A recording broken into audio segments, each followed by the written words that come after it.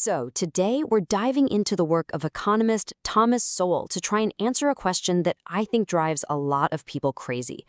Why do so many well-intentioned ideas, the ones that sound great, end up making things so much worse? I mean, think about it. You see a huge problem, right? Like, say, housing being completely unaffordable. And you see all these policies, all these good ideas put in place to fix it, and yet things just seem to get worse. What is going on there? That's really the core question we're digging into. How can policies that look so good on paper just completely backfire in the real world? Well, to get to the bottom of that, we got to start with a key idea from Sowell himself. He says that an economic fallacy, it's not some crazy out there theory. No, it's actually an idea that feels right. It sounds totally plausible, totally logical. And honestly, that's what makes it so dangerous. The big problem is there's always something missing, a critical piece of the puzzle that's just been overlooked. Okay, so if we're going to get good at spotting these fallacies out in the wild, we first need to break them down. Let's look at the anatomy of a fallacy. What are we really looking for here? So here's the deal. An economic fallacy is basically an idea that makes perfect sense on the surface. But, and this is the important part, it totally overlooks some critical real-world factors. And because it's missing those key details, any policy you build on that idea can just spectacularly backfire. I mean, it can end up doing the exact opposite of what you wanted it to do. And this leads us to one of the biggest thinking traps out there, what Sowell calls the chess pieces fallacy. You know the idea? It's when policymakers or planners think they can just move people around like pieces on a chessboard to create the perfect outcome. But here's the thing, people are not chess pieces, right? We all have our own plans, our own dreams, our own ways of reacting to things. And when you ignore that simple fact, well, you're pretty much setting yourself up for disaster. All right, theory is one thing. Let's see how this stuff plays out in the real world. With a huge example, the paradox of affordable housing. This is an issue that affects millions of us, and honestly, it's a perfect case study to see these fallacies in action. So, what's the go-to solution we always hear about? The common belief, that plausible idea we talked about, is that the government just has to step in to make housing affordable. With things like rent control or complicated zoning laws, all these regulations that are supposed to help people out. And on the surface, it sounds like a totally reasonable, good idea, doesn't it? And this is where we see two totally different ways of looking at the problem. The common belief says, hey, prices are high because, well, a lot of people want to live here. It's all about rising demand. But Sowell's analysis points the finger at something else entirely. He says the real culprit is all the heavy-handed restrictions that physically stop new homes from being built fast enough to meet that demand. And when you look at the real world, wow, the difference is just staggering. Take Houston, a city that's pretty light on building regulations. A median middle-class home there, about $152,000. Now, compare that to super heavily regulated San Francisco, where a similar home will set you back over $1 million. That's not just a small gap, that is an absolute chasm. The history here tells a really clear story. If you look back before the 1970s, a house in California cost about the same as anywhere else in the US. It was pretty affordable. But then, in the 70s, this huge wave of government restrictions on building just washed over the state. And what happened next? You guessed it. Prices went through the roof, eventually hitting 3 times the national average. Now, I know what you might be thinking, but wait, wasn't it just population growth? Everybody wanted to move to California? It's a fair point, but let's check the facts on that. Look at Las Vegas. Between 1980 and 2000, its population almost tripled, a massive boom. But because builders could, well, build, the median home price, once you adjust for inflation, stayed pretty much flat. So it seems like population growth by itself isn't the whole story, not by a long shot. Okay, so we've looked at the numbers, the data, but this isn't just about economics, is it? There's a real human cost here. What actually happens to people when these policies make housing just impossibly expensive? Let's talk about those unintended consequences. And this is really the heart of the matter. What is the real cost when housing, a basic human need, basically turns into a luxury good? The fallout from that, it hits the most vulnerable people the hardest. And the ripple effects can literally change the soul of an entire city. The impact is just devastating. Low-income families get pushed out. Minority communities get displaced. I mean, look at San Francisco. Its Black population was cut basically in half in just a few decades. Families with kids have to leave, which means local schools start shutting down. Your essential workers, your teachers, firefighters, nurses, they end up with these brutal, soul-crushing commutes because they can't afford to live anywhere near where they work. And then you get this dangerous overcrowding. Multiple families packed into a space meant for one, just trying to survive. These aren't just statistics. These are the very real, very human consequences of these policies. So, where does all this leave us? What's the main takeaway here? How do we stop ourselves from falling into these traps, these ideas that sound so good but end up being so destructive? Well, it really comes down to a whole new way of thinking. And here it is. The key is to look right past the nice-sounding rhetoric and the appealing slogans. It doesn't matter if it's called smart growth or building a fairer city. The true test of any policy isn't how good its intentions are. The real test is, what incentives does it create? And what are the actual, real-world consequences? That's what matters. We have to be willing to follow the facts wherever they lead, even if it's not where we expect it to go. And that really leaves us with one last thing to chew on. Once you start using this framework, once you start looking for those hidden pieces of the puzzle, you start seeing these fallacies everywhere. So I'll leave you with this. What other good ideas out there might have huge hidden costs that most of us just aren't seeing? Let's talk about the gender pay gap. It's a topic with a lot of really strong opinions, right? But what do the economic facts actually tell us? Today, we're going to dive into some of the more controversial arguments from economist Thomas Sowell's book, Economic Facts and Fallacies, to see if they offer a new way of looking at this whole debate. So, you've definitely heard this question before. And when you just look at the raw numbers, yep, there's a gap in the average earnings between men and women. The real debate, though, isn't about if a gap exists, it's about why. And the answer you hear most often? Employer discrimination. The idea that companies are just paying women less for doing the exact same work. But what if there's more to the story? The analysis we're exploring today really pushes back on that popular idea. So it kicks things off with a pretty bold claim. He argues that while discrimination might exist, blaming the entire pay gap on it is a huge mistake, a fallacy. So if it's not all discrimination, what else is going on? Let's find out. First up, to understand where we are now, we kind of have to look back at the past. And when we do that, the story of women's progress in the workplace, well, it isn't the simple, straight line up we might imagine. Yeah, instead of this steady, consistent climb, the data actually shows a bunch of peaks and valleys. It's a pattern that makes you question our basic assumptions about what really helps women get ahead at work.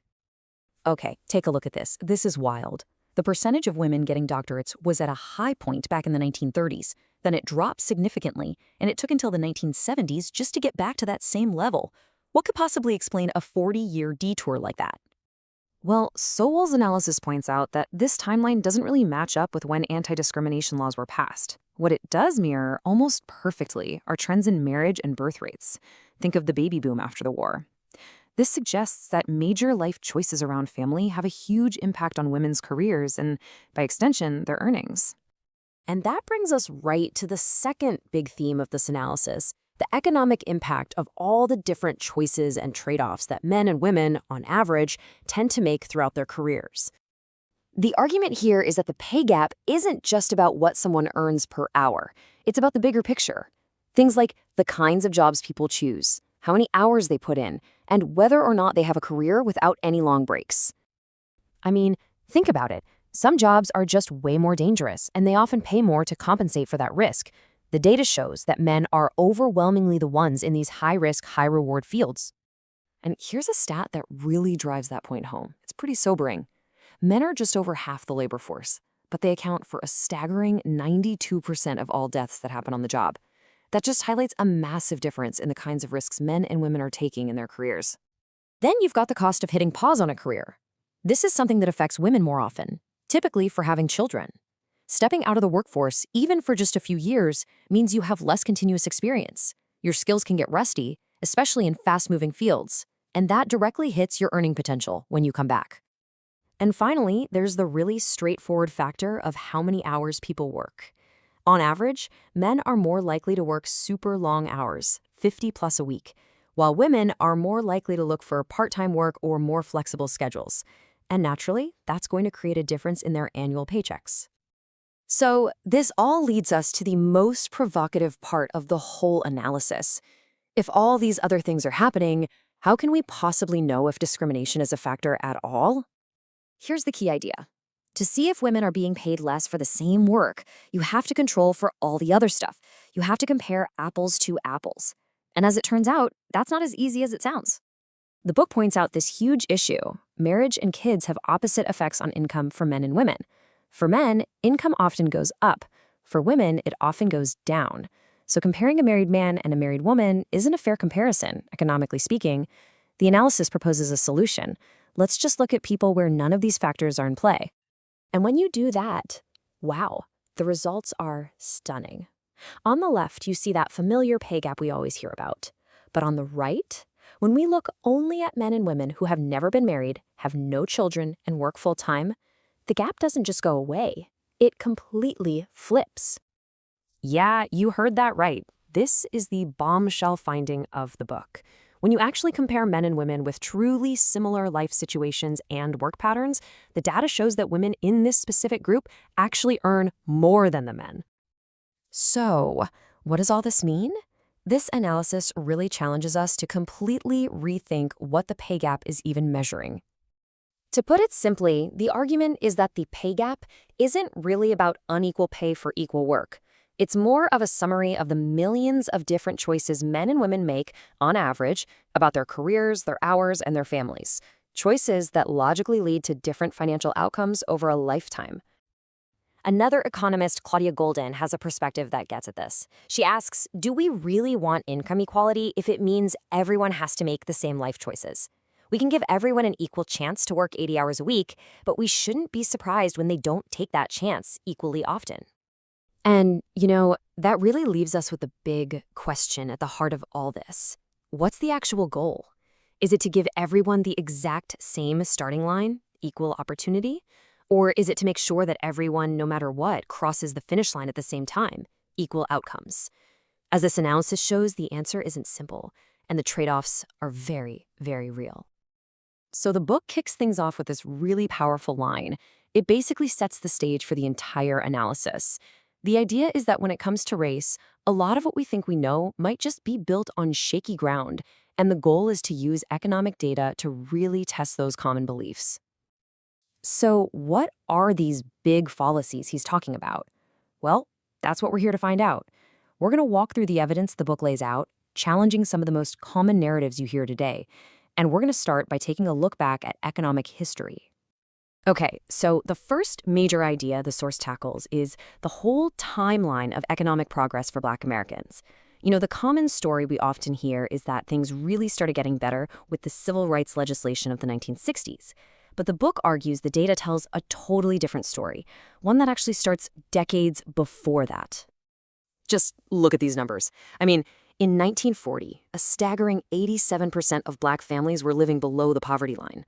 But get this. By 1960, and this is the key part, this is before the landmark Civil Rights Act was passed, that rate had already plummeted down to 47%. Now, sure, the decline continued after 1964, but the single most dramatic drop happened in those 2 decades prior.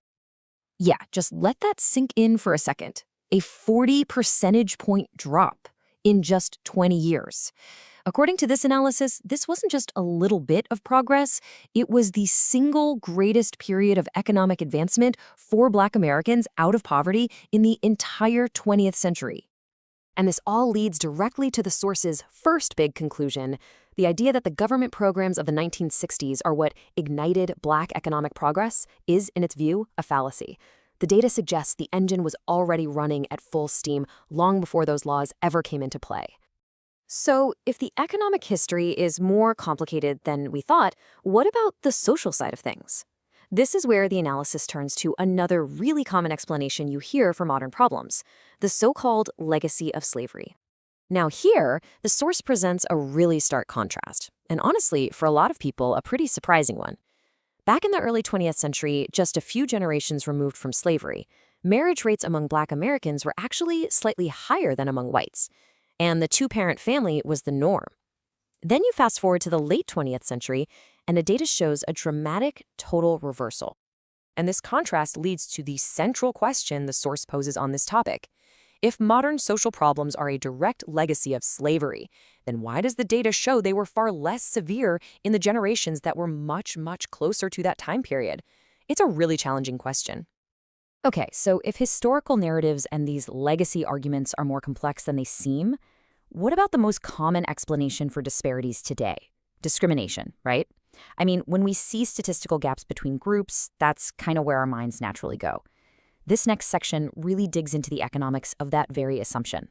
First things first, the source makes a crucial distinction. Prejudice is an internal feeling. It's what's in your head. Discrimination, on the other hand, is an external action. And the core of this economic argument is that in a free market, that action isn't free. It has a real, tangible cost. So here's how that cost of discrimination theory works. Let's say a biased employer refuses to hire qualified people from a certain group. Well, their competitors can then hire that overlooked talent. This leaves the discriminating employer with a smaller, maybe less qualified or more expensive pool of workers. Over time, in a competitive market, that kind of behavior becomes a financial liability. Let's apply this to a real-world example. This chart shows raw data on mortgage denials from 1990. And at first glance, the disparity just jumps off the page. A 34% denial rate for Black applicants versus about 14% for white applicants. It looks like a clear, open and shut case of discrimination. But this is where the source pushes us to ask, is it really that simple? Do these raw, high-level statistics actually tell the whole story? Or are there other factors at play that we just can't see on this chart? And this is where the argument is made that we need to look beyond those raw numbers. The source points out that gross statistics often fail to account for the exact same financial variables lenders use for everybody, regardless of race. Things like credit history, net worth, assets, and even the type of property you're trying to buy. The analysis also highlights a little detail in the data that really complicates a simple narrative of bias. White applicants were denied slightly more often than Asian American applicants. This single data point, it's argued, makes a simple story of discrimination much harder to prove, suggesting the picture is a whole lot more complex. So if simple discrimination isn't the full explanation for these gaps, then what is? This brings us to the source's broader, overarching thesis for why different groups have different economic outcomes. This quote is really the core of the book's entire argument. It flips the common assumption on its head. Instead of asking why there are unequal outcomes, the source argues we should actually expect them. Historically and globally, it says, unequal outcomes have been the norm. Identical outcomes would be the real surprise. So what drives these differences? Well, the book points to a complex web of factors like the ones you see here. Things like the median age of a group, which can vary by decades and has a massive impact on average income. It also points to different cultural patterns, unique histories, and even geography, all shaping outcomes long before anyone ever applies for a job or a loan. And so we end with the central challenge posed by this analysis. To solve big societal problems, where should we focus our attention? Is the primary cause an external force, like discrimination? Or, as this source argues, is the answer a far more complex and perhaps uncomfortable mix of internal factors, like culture, history, and demographics? That's the big question this analysis leaves us to ponder.